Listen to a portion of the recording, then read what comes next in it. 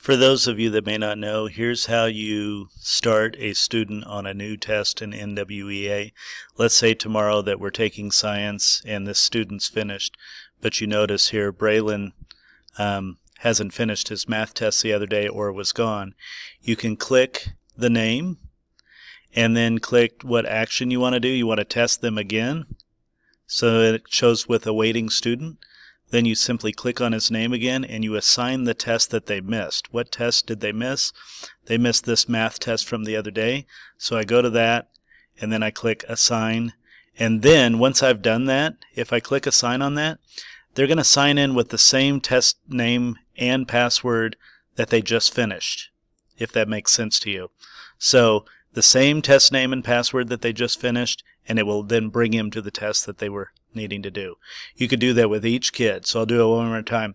This girl here she was gone for the reading test. So she just finished language arts. I need to test her in reading. I click her name, click test again.